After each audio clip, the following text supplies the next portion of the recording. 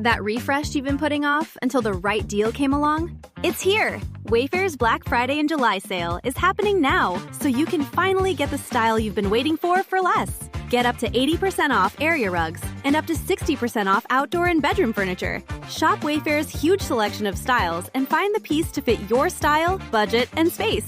Plus, free shipping. Black Friday in July ends July 27th. Shop today at wayfair.com. Wayfair, every style, every home. Hey, I'm Jamie East, and today's episode of the Smart 7 in association with Metro is supported by our friends at IG. Now, if you're someone who juggles money across multiple accounts, an ISA here, a GIA there, maybe a trading account you set up on the side, you'll know how frustrating managing it all can feel. Well, IG's just launched a brand new app that fixes exactly that. With IG's unified wallet, you can fund across all your accounts from one place, see your total portfolio at a glance, and move between investing, trading, and more, all without the hassle of logging into multiple accounts. One app, every product. And on top of that, IG charges no annual fees and zero commission on stock shares and ETFs, so more of your money stays invested rather than being chipped away at by the platform that's supposed to be helping it grow. IG's the investment platform that backs you. Download the app and get started.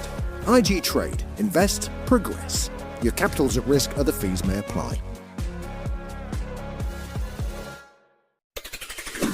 It's Saturday, 25th of July. I'm Jamie East, and this was a week that saw a changing of the guard at Downing Street, escalation in the Middle East, the Tate brothers arrested in Miami, and tributes to a Liverpool and Newcastle legend. Grab a cup of something hot, put up your feet, and get up to speed on the 7 biggest stories of the week. This is the Standout 7 from the Smart 7. It's news, But not the news. Monday saw a changing of the guard at Downing Street along with a couple of visits to Buckingham Palace. Sir Keir Starmer formally resigned, travelling to the palace to meet the King before the new Prime Minister Andy Burnham took his place. Starmer had just 2 years in the role, but as he made his farewell speech surrounded by family and staff, he was maintaining a positive tone as he passed the baton to Burnham. He said he was proud to have left the country in a stronger and fairer state. I go with good grace, I go with a smile, and I go proud of everything that we have achieved. Thank you very much. Monday afternoon saw a whirlwind of activity as the Andy Burnham era began in earnest, starting with an impromptu speech with no notes and no lectern in the middle of Downing Street. We will help people to live well. That work starts now. I will soon go through that door behind me and issue my first instruction to end rough sleeping in our country. The new PM didn't hang around, with a list of Starmer stalwarts exiting the cabinet, including Rachel Reeves, David Lammy, Darren Jones, Steve Reid and Peter Kyle. There were also a string of new appointments, some of which were surprising. Home Secretary Shabana Mahmood retained her position and Ed Miliband was appointed Foreign Secretary, which saw Yvette Cooper move to take over health. The biggest surprise was former Defence Secretary John Healey being appointed as Chancellor of the Exchequer, while Angela Rayner returned as Housing Secretary. At Tuesday's cabinet meeting, there were quite a few new faces around the table, with Miatta Fanbulla taking up the role of Energy Secretary and Chris Bryant becoming new Northern Ireland Secretary. Andy was keen to get everyone on the same page on day one. We will only deliver for people and make hope feel real for people if we are pulling ourselves together and we have a really positive working relationship, a sense of one team. One of the more surprising choices for a key role was Wes Streeting, with the former Health Secretary and near leadership contender taking on the challenging role of Defence Secretary. In a time of heightened threats and pressure on spending, he'll have his hands full. My focus is on maximising our deterrence and ensuring that we're ready to fight and win alongside allies. That means reindustrialisation and building back up our production capacity. The new Prime Minister has promised to be laser-focused on the cost of living, and he urged all around the cabinet table to find ways to ease the pressure on families across the nation. He also announced an immediate relief, cutting the VAT rate on electricity bills, which should see a drop in the price cap to be announced in October. However, with energy costs rising, it might not make a significant difference, and the saving to fund it is expected to come from the cancelling of the so-called digital ID. Although former Chief Secretary to Keir Starmer, Darren Jones, was casting doubt on the maths on Tuesday. Business Secretary Jonathan Reynolds defended the decision on the Today Show. It is a legitimate decision to remove that pressure. It's actually less than that 1.8 billion. It's £850 million for the rest of the financial year. It's a straightforward switch spend. I think it is the right decision to make, and again, I think one that will be welcomed by the British people. New Prime Minister Andy Burnham didn't get much of a honeymoon period as he found himself embroiled in a crisis over early release of prisoners on Wednesday. The previous administration under Keir Starmer had been releasing low-risk prisoners, or those close to the end of their sentences, in a bid to ease an overcrowding crisis in Britain's jails. But a pledge from Burnham to review that policy after appeals from victims' families kicked off a storm of protest from prison reform groups, warning that the justice system is operating at the brink of collapse. Apart from the crisis, Burnham turned busman with the news that all bus fares would now be capped at £2. It's simple, but it saves people money every day. I think it will really help people with the cost of living pressures they're facing. It's there for the whole of 2027, and I think it will put money in people's pockets. The new Prime Minister was back on the cost-cutting trail on Thursday, this time offering support to pubs, social clubs and live music venues. Andy Burnham announced the government is cutting the business rates by 20%, which comes on top of emergency rate relief rolled out by Rachel Reeves in January, and the move was broadly welcomed by the entertainment sector. The PM was in a pub in Essex to announce the news. We're losing pubs. Pubs need to know that, the cavalry is coming. This is, to me, our heritage. It's working class culture. Once pubs are gone, they don't come back. So we've just got to signal what support when we can. That's why I've made this early announcement. Other business sectors weren't hugely impressed, with gyms and cafes particularly annoyed that they're missing out. Tory leader Kemi Badenoch hasn't been blown away by the new PM's rush of policy announcements, and she wants to know where the money's coming from to fund the new initiatives. He doesn't actually know what he wants to do. All we know is that it is going to cost a lot of money. Andy Burnham needs to rule out tax rises to pay for his spending spree. The new PM stuck to his pledge to review early prison releases on Thursday, pausing plans to begin a scheme which was due to start in September. He says there'll be an urgent review after appeals from victims' families, including the family of PC Stephen Harper. However, the prison system remains hugely overcrowded, and one prison officer described the move to the BBC as a bonkers decision. Tory leader Kemi Badenoch has been calling for rapists and murderers to be excluded from the scheme altogether, while Domestic Abuse Commissioner Dame Nicole Jacobs says none of the required safeguards have been put in place as yet. We don't have the mitigations, the kinds of things that will help victims be safe put in place. And that's what we were promised, and we don't have that. The conflict between the US and Iran kicked up several more notches on Monday following the death of US military personnel over the weekend. President Trump vowed that Iran will pay for killing US soldiers many times over, while Iran's allies, the Houthi rebels, announced they would impose a blockade on the Bab al-Mandab Channel, a crucial Red Sea shipping route for Saudi Arabia. The escalation comes as US media questions the Pentagon on the number of American casualties and the delay in reporting deaths and injuries from Iranian attacks on US bases. The US also issued a worldwide caution alert for US citizens on Tuesday morning. The US president spoke to the media, and he certainly didn't sound like de-escalation was something on his mind. This is a far bigger job that we're doing.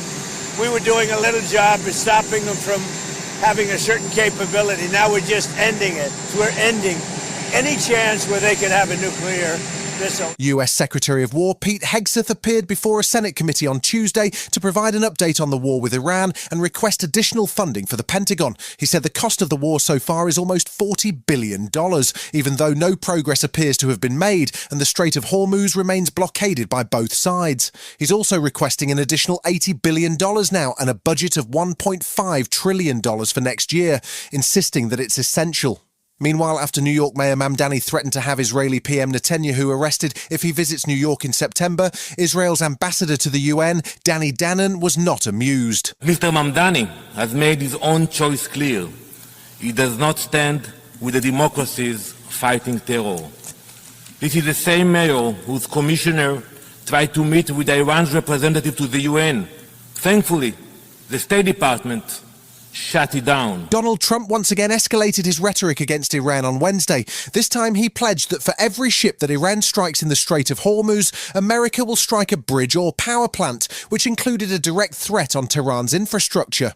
Striking bridges and civilian targets is a war crime, but that doesn't seem to concern the US president, and Iran's Foreign Minister Abbas Araghchi responded in kind, warning of an eye for an eye retaliation. The escalation comes as Secretary of War Pete Hegseth has been put under increasing pressure at congressional hearings, in particular over the previously unreported level of US casualties in the war so far, which is close to 500 troops. President Trump was at Dover Air Force Base to witness the dignified transfer of 4 soldiers' remains from an incident at a US air base in Jordan. And they are indeed great heroes, actually. All of them said very strongly, you cannot let Iran have a nuclear weapon. They won't have a nuclear weapon. So we're going to honour them. The US announced a new wave of global tariffs on Thursday, this time aimed at more than 80 countries that the US says failed to ban goods created by forced labour. It includes the UK and EU and is designed to replace existing tariffs which just expired. Thursday also saw oil prices hit $100 a barrel for the first time since May, as the gap between the two sides appears to be widening, with the Iran-backed Houthi rebels firing on Saudi ships in the Red Sea, which displeased US President Trump. In a post on Truth Social, he asked the Houthi rebels to be more professional and stay out of the conflict, warning that Iran would pay the price for any attacks. Speaking at a rally in Georgia, he appeared to refer to the streets of Hormuz, but was busy repeating his mantra about the ongoing war. We don't need straits, we don't need anything. We don't need the Hormuz Strait, but we do it because we have to do it, because we cannot let Iran have a nuclear weapon. It's very... Secretary of State Marco Rubio was sounding exasperated by Iran when he spoke to the media in Manila, warning that despite Iran's threat of an eye for an eye, that President Trump would want a head for an eye. The price they're paying is very high, despite their tough talk and their flowery language and their stupid Lego videos they put out. I've never seen them, but they put these things out. Despite all that bravado, they are suffering tremendously, and they're going to suffer more until they come to their senses. They're not there yet, unfortunately.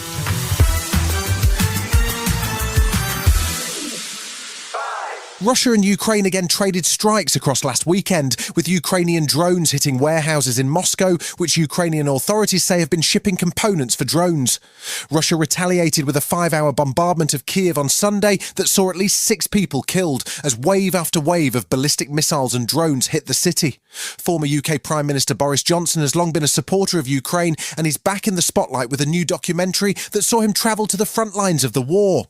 He told Sky News on Sunday that the best solution to end the war is pretty simple. So one of the ways to get the war over is for everywhere to declare, again, what used to be the policy, which is that Ukraine should join NATO. Now, you don't hear that. While Ukraine has been making headway in its battle against Russia, the Ukrainian military has been in turmoil. Last week saw President Zelensky sack Defence Minister Mikhailo Fedorov after disagreements with Ukraine's generals over strategy. The Defence Minister was credited with the change in Ukrainian tactics that has seen more drones and less frontline casualties, and his removal sparked protests across the country. Zelensky then took to social media on Tuesday to announce that he was now replacing the top general Alexander Syrsky with a younger commander, Mikhailo Drapati. Zelensky also said that he had offered the former defence minister a prominent position. We all want the same thing, to defeat the enemy and create the conditions on the front line and through pressure on Russia that would allow us to force Russia into peace. Ukraine must emerge from this situation stronger, and it will be harder for Russia. The Ukrainian president may have hoped that appointing a new head of Ukraine's armed forces would calm protests over the sacking of popular defence minister Mikhailo Fedorov. However, that didn't seem to have worked, and more protests are planned until Zelensky reinstates the defence minister credited for turning around Ukraine's fortunes on the front line.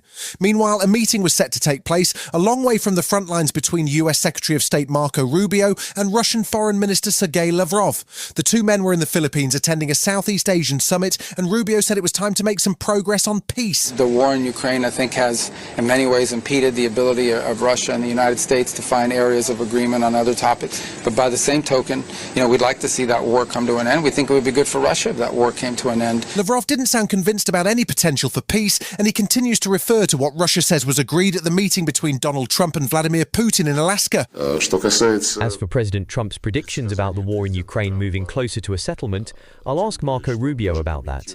especially as he also commented ambiguously about the outcome of the Anchorage meeting. Any hopes that there would be a breakthrough for Ukraine when US Secretary of State Marco Rubio and Russian Foreign Minister Lavrov met on Thursday in the Philippines were short-lived. The meeting lasted about 30 minutes and saw no indication of any progress. The good news for Ukraine was that the EU launched a further round of sanctions on Russia, the 21st since the war began.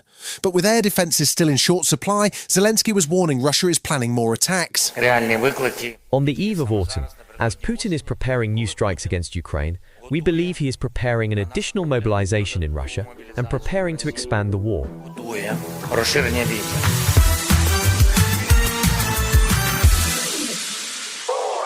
Sunday saw Andrew and Tristan Tate arrested in Miami on foot of an extradition warrant from UK authorities. There are 59 charges in total against the two brothers, including charges of rape and sex trafficking, with the offences taking place between 2010 and 2017. The brothers, who form part of the manosphere of male influencers with a toxic worldview, had fled Romania, apparently believing that they'd be safe in Donald Trump's hometown of Florida. The Trump administration has shown no interest in intervening on the brothers' behalf, however, with Press Secretary Caroline Leavitt offering a flat no when asked the question on Thursday. A lawyer for the brothers, Joseph McBride, said, "The world knows Andrew and Tristan are innocent," but Corenda Thomas, Assistant Chief Constable of Bedfordshire Police, says they are confident in their evidence. 38 new charges in total have now been authorised against Andrew and Tristan Tate, bringing the total number of charges faced to 59. The charges relate to 7 victims, spanning a period from 2010 to 2017. Still to come on today's Standout 7 in association with Metro, the World Cup wraps up, and tributes to a Liverpool legend. Right after this. Hey, I'm Jamie East, and today's episode of the Smart 7 in association with Metro is supported by our friends at IG. Now, if you're someone who juggles money across multiple accounts, an ISA here, a GIA there, maybe a trading account you set up on the side, you'll know how frustrating managing it all can feel. Well, IG's just launched a brand new app that fixes exactly that. With IG's unified wallet, you can fund across all your accounts from one place, see your total portfolio at a glance, and move between investing, trading and more, all without the hassle of logging into multiple accounts. One app, every product. And on top of that, IG charges no annual fees and zero commission on stock, shares and ETFs, so more of your money stays invested rather than being chipped away at by the platform that's supposed to be helping it grow. IG's the investment platform that backs you. Download the app and get started. IG Trade. Invest. Progress. Your capital's at risk. Other fees may apply.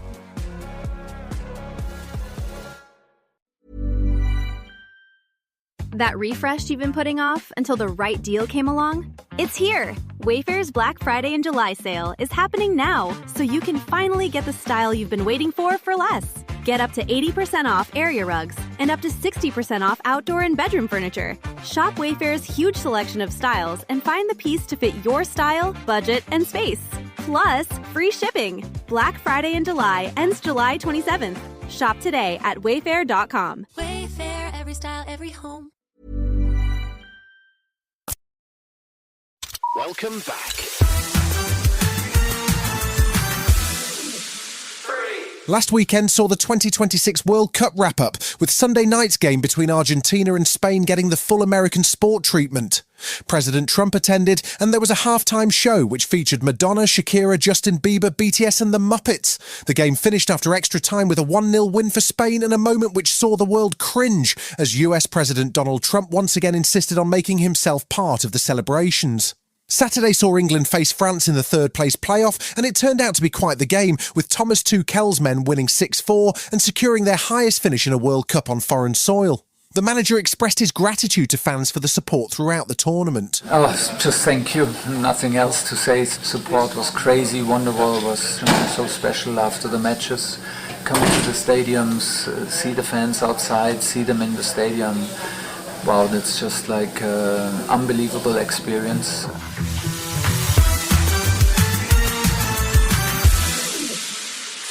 Life isn't much fun if you're a teen these days. Between bans on social media and now e-scooters, there's not much you're allowed to do. Ireland has just announced a ban on e-scooters for anyone under 18 after an epidemic of injuries to teens who've been zipping around without helmets or safety gear on public roads. But the government is going further, unveiling plans to require users to have a licence, insurance and a licence plate for their scooter, which is similar to what German road users have to do. Irish Minister for Transport Sean Canny said it's important that the law is clarified from a public safety point of view. Now, people think there's no enforcement, but there is. Even alone this year, over 1,400 e-scooters have been confiscated, and I know as well as that the number of prosecutions is increasing. But I also believe that the Gardaí need to have more clarity.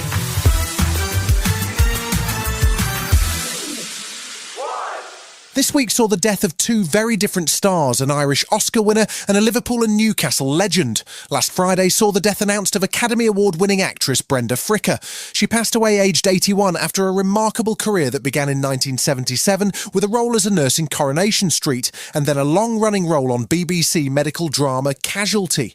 She won her Best Supporting Actress Oscar for her performance as the mother of Christy Brown in My Left Foot, which catapulted her into Hollywood work, including roles in The Field, A Time to Kill, and of course as the Pigeon Lady in Home Alone 2.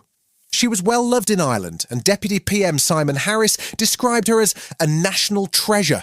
She also had a great sense of humour and told a remarkable story about how her Oscar statue ended up in a pool in a hotel in Galway, much to the amusement of a group of Japanese tourists. Rest in peace, Brenda. And I had, for some reason again, I had a lot of cash on me. I had nowhere to put it. So I put it into the two pockets. And we were all drunk around the pool and they wanted to see the Oscar. I threw the Oscar in the pool. And then I thought, oh, geez, I better get it back. Can I jump down all the money?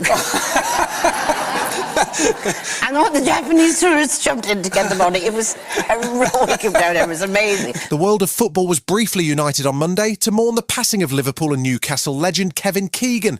He had revealed only last month that he was suffering from stage 4 cancer, and he passed away on Monday at 75 years of age.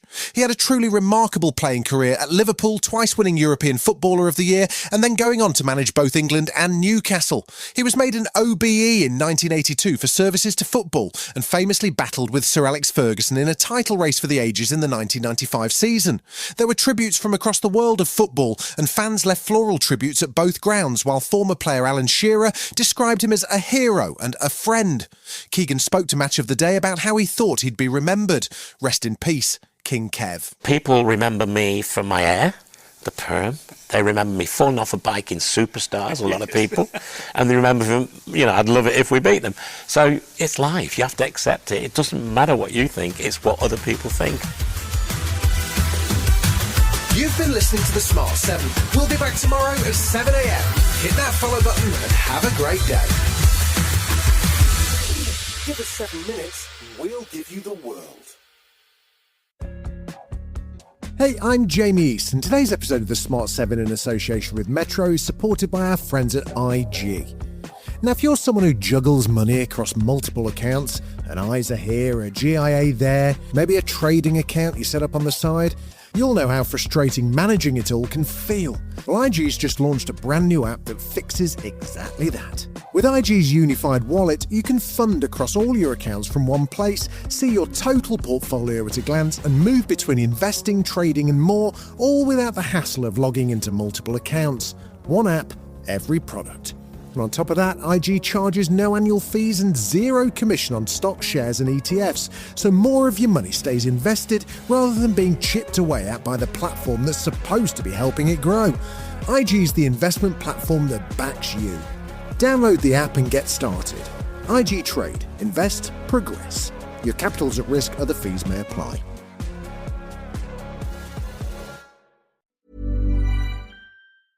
That refresh you've been putting off until the right deal came along? It's here! Wayfair's Black Friday and July sale is happening now, so you can finally get the style you've been waiting for less. Get up to 80% off area rugs and up to 60% off outdoor and bedroom furniture. Shop Wayfair's huge selection of styles and find the piece to fit your style, budget, and space. Plus, free shipping. Black Friday in July ends July 27th. Shop today at wayfair.com. Wayfair, every style, every home.